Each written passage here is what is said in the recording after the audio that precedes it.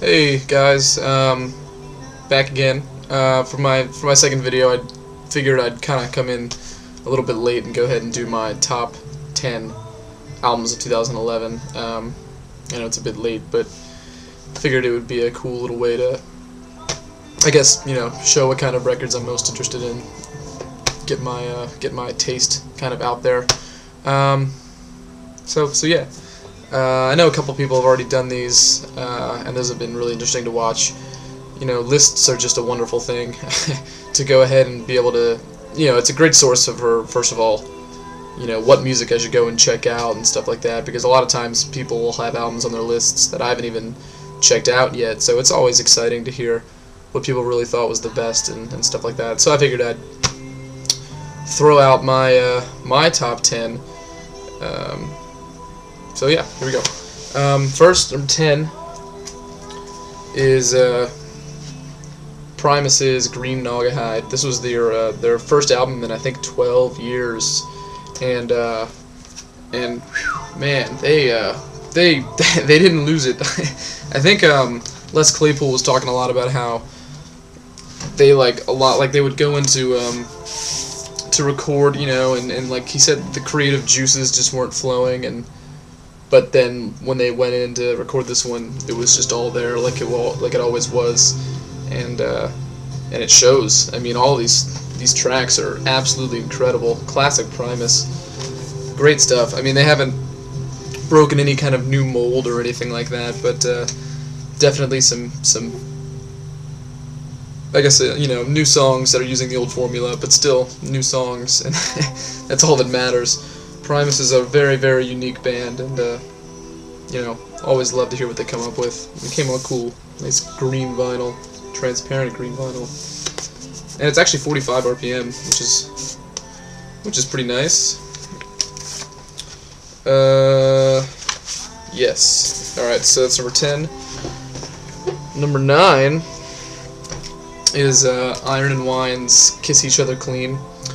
A lot of people were complaining about the change that Sam Dean made on this thing, about how a lot of the intimacy was kind of lost on this record. He kind of sacrificed the intimacy for more instrumentation and a bit more of an upbeat sound, I suppose.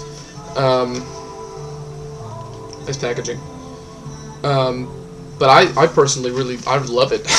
I think it was. I mean, I do love his old stuff, but this is a great turn. I thought a lot of really cool grooves and stuff like that. Especially on my favorite song on here is "Your Fake Name Is Good Enough for Me." I mean, that's just a spectacular jam all the way through, and his lyrics are unbelievable. Those haven't changed a bit.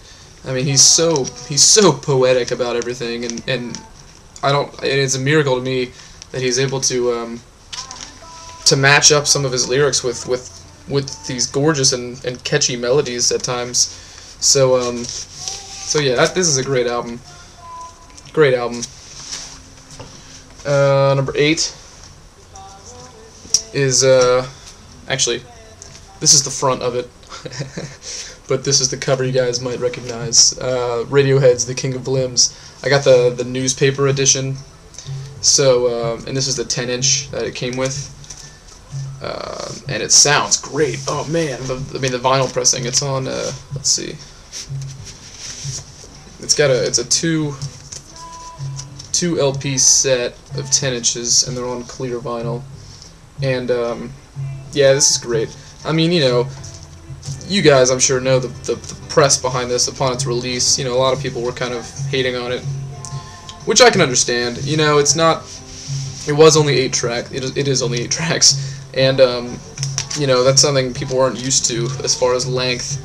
And they just took another change, as they always do. And I think some people, I don't know what it was. Maybe some people just weren't expecting it, or some people thought it was a little. Some people thought it was a little redundant, and not enough of a change. But you know how Radiohead works. Eventually, it just grows on you like no other, and that's what this one did for me. It's great. Especially, you have a lot of the, a lot of the whole like electronic percussion and stuff they're using, but then mixed in with a lot of the acoustic stuff, and then the classic Tom York Passion on Codex, and especially those side B, especially Codex and Give Up the Ghost, and it's just great stuff. I mean, everybody's playing a great role in this album, and you know, Radiohead's at their peak right now. They're taking over the world, the music world. Number 7 is the record I showed in my last video, Anathema's Falling Deeper. No need to go into further explanation. I already talked about this a little bit, but progressive rock.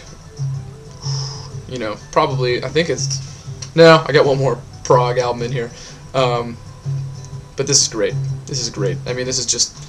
I can't stop listening to it. It's very, very addicting.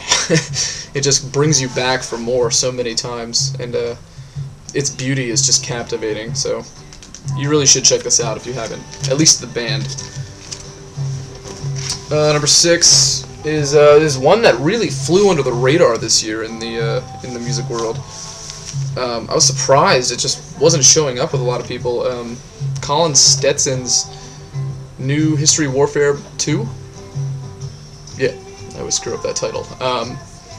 One of the greatest solo saxophone albums I've ever heard in my life. I mean, this is fantastic. I mean, it's so cleverly recorded. I read on their website they used 30 different mic placements. As like, you know, anywhere from the other end of the room that he was playing in to inside the saxophone, and it captured a lot of the wailing far off tones that you normally don't hear from far away room mics, and then a lot of like the percussion noises of the instrument, such as like hitting and releasing the buttons, I guess. And my God, it sounds so good. And it's all saxophone. They're all one take, no overdubs. It's just 30 different mics on one instrument, and it just sounds incredible. And then you have Laurie Anderson on here doing some spoken word on a track or two, and it all sounds great. I mean, great tunes from this guy. I mean, I really have never been so initially impressed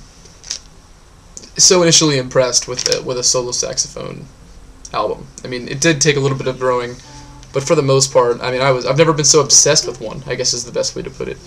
And so that was a great release. What are we on here?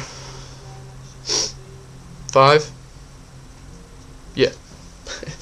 Number 5. I'm sure a lot of you recognize this. Bon Iver's self-titled album. His second album.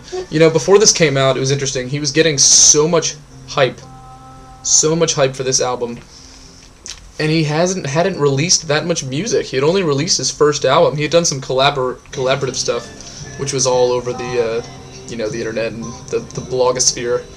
But I tell you what, he lived up to it. Despite what I thought, I didn't think he was gonna quite live up to it, but he sure did. And this is also probably my favorite cover of this year. It's just such an awesome cover. And the packaging's gorgeous. Gorgeous packaging. Let's pull it open here. I actually went on to the artist who painted this cover. I went to his website just to look at his other stuff, and a lot of it's just so cool. But anyway, the music. I'm sure if you haven't checked him out, you really should. But he went away from the kind of the same way Iron and Wine did, but in a little bit of a different direction. Took away a lot of the intimacy. He still has it, but it's a little bit gone now. And he brought in lots of different instruments, a lot of horns and stuff like that, and it sounds great. That's another one of this guy's paintings. Really cool.